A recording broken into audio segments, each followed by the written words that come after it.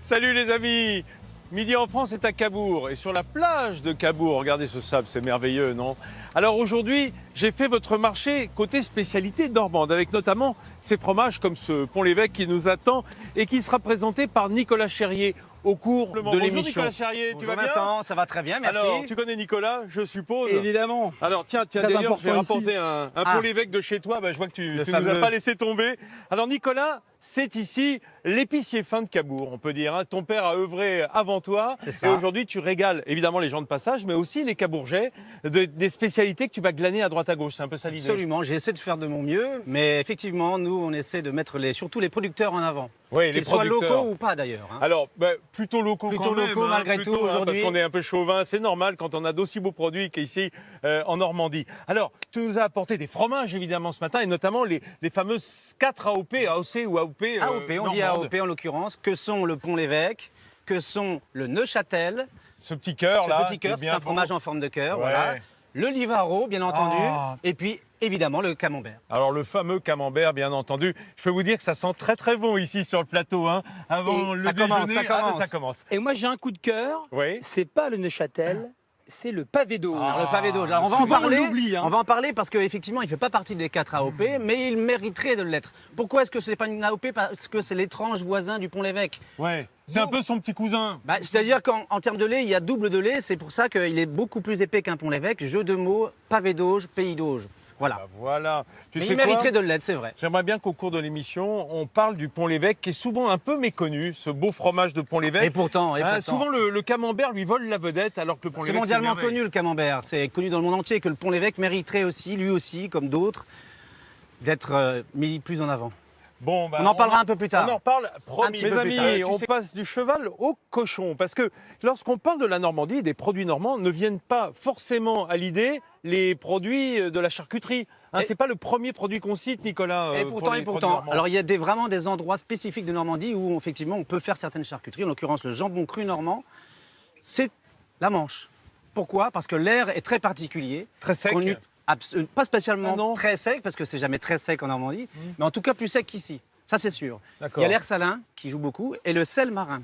Et puis il faut rappeler que pour les grands Terre-Neuve, du côté de Fécamp par exemple, mais certainement aussi du côté de là, on faisait de la charcuterie pour emmener à bord. Absolument. On faisait des saucissons pour les marins, du porc séché. Et puis dans toutes les fermes normandes, à l'origine, il y avait des cochons. Et notamment le cochon de Bayeux, qui est une variété célèbre à côté ici. Alors c'est quoi le particulier? Parce que ils sont extrêmement bons. C'est quoi? Il est fumé, ce jambon cru normand-là est fumé. Il est fumé en cheminée, comme autrefois. Mais des véritables cheminées, hein. C'est pas les process industriels. Dans sa cheminée. Absolument. C'est une belle pièce, dis donc. Hein. Alors, il faisait 12 kilos au départ. Hein. À l'arrivée, il en faisait plus que 11, mais malgré tout, il n'a pas trop perdu. Alors, fumé en cheminée.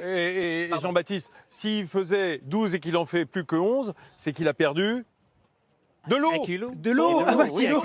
Il a perdu son eau. C'est pour ça qu'on parle de charcuterie séchée, de jambon sec. Voilà, il a perdu toute son eau et du coup, ça le conserve, parce que c'était un mode de conservation à la base. Historiquement, c'est ça. En Normandie, on fumait beaucoup les ingrédients parce que c'était pour pouvoir les conserver plus facilement. Il y a d'autres exemples avec les andouilles notamment. Et effectivement, on en parlait tout à l'heure de certaines charcuteries sèches comme les saucissons. Qu'est-ce que ça sent bon. Vous voulez goûter? Prenez un petit copeau. Il nous a coupé ça un petit peu à l'espagnol. Excusez-moi, je suis pas très équipé, mais non, mais c'est vrai, mais comme c'est que le produit soit bon. Voilà, en copeaux. Très bon. Alors, très bon. Cochon fermier, forcément, sinon je vois pas l'intérêt. Hein. On peut faire des choses avec les produits industriels, moi je vois pas l'intérêt. Je rappelle que Nicolas Chérier est ici épicier fin. Il a une épicerie à Cabourg où il source, comme on dit, il va chercher les plus beaux produits des producteurs normands aux alentours. Alors, un jambon comme ça va tenir tout l'hiver, je veux dire, en conservation. Alors ça dépend. Il a combien d'affinage déjà celui-là? Il a 4 mois seulement. 4 mois parce qu'il ne faut pas les faire plus, parce que le fumage après c'est trop fumé et c'est immangeable. Le sel ressort et du coup ça ne serait pas agréable en bouche. D'accord. Oui, parce qu'il faut rappeler aussi que lorsqu'on parle de jambon sec, de jambon affiné, quand on parle de 12 mois, de 18 mois, ils n'ont pas été fumés. Le fumage va en quelque sorte le pré-affiner. Absolument. Quand les gens me demandent parfois en boutique un jambon fumé, ils ne sont pas tous. En l'occurrence, moi je n'ai que le cru normand qui est fumé. Mais un jambon de Bayonne n'est pas fumé, un jambon de Parme n'est pas fumé, il est séché. C'est ça la différence. On est toujours sur la plage de Cabourg avec notre ami Jérôme Mercadet et Nicolas Chérier. Nicolas qui nous a... Alors là, c'est drôle parce qu'on a parlé d'abord de fromage. fromage normand. On a parlé ensuite de charcuterie normande. Et là, c'est un peu l'alliance des deux, Nicolas. Bah, écoutez, on peut faire un mélange des deux, absolument. Et c'est pour ça que ça se faisait déjà. Hein. Il y a des régions qui font les saucissons au comté. Oui, beaucoup en Savoie, en Haute-Savoie, au Beaufort, etc. Mais ici, tu mets les fromages normands dans tes saucissons. Moi, j'ai trouvé la parade. Alors, je ne fabrique pas ces saucissons, hein, mais je crée des recettes avec le producteur qui se trouve en région lyonnaise, pour ne pas le nommer. Et on fait des associations, effectivement. Alors, j'ai un saucisson. Alors, leur particularité, c'est qu'ils sont aussi maigres. Ils ont Oui, très je peu vois de qu'il y a gras. très peu de gras, Ils effectivement. sont avec 100% jambon. C'est-à-dire que ce n'est ni maigre ni gras de porc, c'est 100% jambon. Porc français, bien sûr. Et donc, Qu'est-ce que ça sent bon. j'ai trouvé la parade. C'est à quoi, ça? Alors, celui-ci est au camembert. Ah bah oui, c'est ça. Je me disais aussi. Et encore, ça et encore. Ça me cause. Alors, il y a 6% de camembert incorporé dans le saucisson, tout simplement. Celui-là? Celui-ci, alors là, c'est une autre création, pommes et calvados. c'est bien. 5% Intéressant. d'éclats de Tenez, pommes tenez. séchées. Ah oui. Calvados. Prenez le plateau. 5% d'éclats de pommes Et séchées ce et 1% de plateau-là calvados. Et celui-ci, Olivaro, un des deux. Oh là là, c'est un des merveilleux. 4 AOC, Tiens, plonge le nez dedans, t'as vu ça? voilà. Olivaro, c'est vrai que c'est un beau. Mais alors, c'est drôle Pas parce tant que, que ça. en fait, moi qui suis un obsédé de l'affinage, Oui. on peut dire que ce qui fait le saucisson, c'est sa flore, hein, cette Absolument. moisissure, et ça fait penser aux croûtes des fromages. Eh bien, la flore est la même, finalement. Ah oui? Ben oui. Ce sont des pénicilliums? Absolument. Vous d'ailleurs, par expérience, je vous l'ai déjà fait. Moi, j'ai mis un fromage qui n'était pas trop affiné avec un saucisson que je venais de recevoir, qui était très moelleux. Je les ai mis vraiment côte-côte comme ça. Et la flore s'est faite sur les deux. Tu veux dire C'est-à-dire que la flore du fromage allait sur le saucisson et vice-versa. Ça veut dire que l'un et l'autre sont des auxiliaires de l'affinage de chacun. Et de la vie du produit. Incroyable. Faites l'expérience chez vous. C'est tout bête. Si vous avez un camembert qui est un peu trop blanc, si vous avez un saucisson qui est un peu trop mou, mettez-les ensemble hein, Alors, il faut quand même une à 12 atmosphère- degrés. Voilà, 12 parce que je vais degrés. dire, il faut Hein, quand même un air la frais, cave, sec quoi. et aéré. Voilà. à la cave avec un peu d'aération. Alors pas dans Entre la chambre. 11 et hein. 14 maximum. Ah, vous m'avez compris. J'ai entendu le Ah, vous camembert. pouvez essayer, saucisson. mais- On évitera, oui. Attention. Alors ça, Oui. c'était celui au camembert que je vous ai coupé. Il y a celui, alors pomme et calvados, vous l'avez goûté? Il me semble. Hein. Alors nous on l'a goûté avec Jérôme, on l'a trouvé délicieux. Ça vous donne envie hein, Ah, oui. de voir ça. Mais Regardez, j'aimerais bien le camembert, moi. Il est généreux, hein, Nicolas. Oui, hein. bah, c'est-à-dire que vaut mieux, hein, parce que je vois que Jérôme, vous les connaissiez, les les saucissons au camembert et Olivaro? Ah non, ça je découvre et c'est vraiment excellent. Eh oui, parce que ça se marie fort bien. hein. Bien sûr. Alors évidemment, c'est un peu gras, hein, le fromage. Ça va donner. Alors un c'est petit ce qui peu de- équilibre avec le saucisson qui lui est maigre. C'est pour ça on met pas trop de gras de porc dans le saucisson parce que le gras est apporté par le fromage. Pas spécialement. J'ai d'autres producteurs qui me font des saucissons un peu plus gras avec beaucoup plus de fromage aussi. Donc tout est affaire de goût. C'est l'équilibre ensuite qui varie. J'ai trois recettes de saucissons au camembert par exemple. Voilà. 3 recettes de saucissons au camembert. Ben, plus qu'il n'en faut hein, pour nous rendre heureux ici à Cabourg. L'autre star du terroir du Pays d'Auge, c'est le Pont-l'Évêque. Oui, bon, alors je dirais à Marion Cotillard, là, t'es un peu battu, hein, bien entendu. Mais ce Pont-l'Évêque, c'est vraiment le fromage du pays.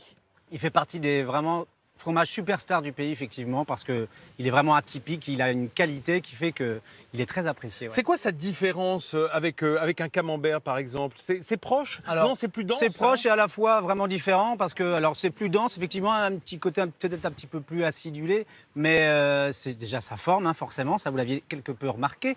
Mais c'est surtout que la fabrication fait que la flore se fait différemment Ouais. et moi je trouve que c'est un petit peu plus Quand on parle de flore, c'est ce qu'on disait tout à l'heure sur les saucissons, c'est la moisissure. Absolument, C'est ce qui va moisissure faire de naturelle. l'affinage et qui donne son goût aussi au fromage. aussi. Et oui, un vrai fromage, tout se mange, on n'enlève pas la peau. Hein. C'est une merveille. Est-ce qu'on peut le couper en Mais deux bien pour sûr, montrer je vais Parce que vous montrer normalement, quand un Pont-l'Évêque est bien affiné, il est crémeux à cœur avec des petites bulles. Hein. Alors, je vais le couper comme on doit le couper, hein. Je ne l'ai pas Oui, coupé c'est ça. en deux, mais Hein, c'est des quartiers. hein. voilà, regarde, Voilà. ça c'est l'affinage parfait. Voilà. Alors là, on a encore un petit peu de blanc Un petit dedans. peu de blanc, ben, c'est pour ça que je dis l'affinage parfait. Il faut être consensuel dans les fromages. Donc ça, normalement, c'est l'affinage parfait. Après, il peut être plus affiné ou moins affiné. Parce Il que faut en qu'il fait, soit- c'est ce qu'on m'a dit, Pardon. Nicolas. Tu sais quoi? Non. On m'a dit, les Parisiens, ils aiment bien que ça soit affiné à cœur, crémeux jusqu'au centre, alors que les Normands, ils ne dédaignent pas d'avoir un petit peu le côté crayeux, un petit peu blanc dedans. Je répète, ça c'est encore affaire de goût, mais moi c'est mon goût à moi, effectivement. Pour moi, Ah là, il voilà, est bah parfait. voilà, c'est parce que t'es normand. Je suis 100% pur jus, oui. Voilà. Et ce Pont-l'Évêque, eh bien évidemment, c'est un Pont-l'Évêque fermier celui-là. On peut dire la Pont-l'Évêque différence fermier. en passant Bah, fermier, donc. sur une exploitation. en Sur fait. l'exploitation, il ne faut pas que le lait vienne de peu plus d'un certain kilométrage autour de la ferme, d'une, Les crus, les crues obligatoires, et surtout Des vaches au normandes. lait de vaches normandes, absolument. Merci Jérôme Marcadet d'être venu nous parler de votre Normandie. Merci Vincent, c'était avec un grand plaisir. Et doucement sur le saucisson, hein.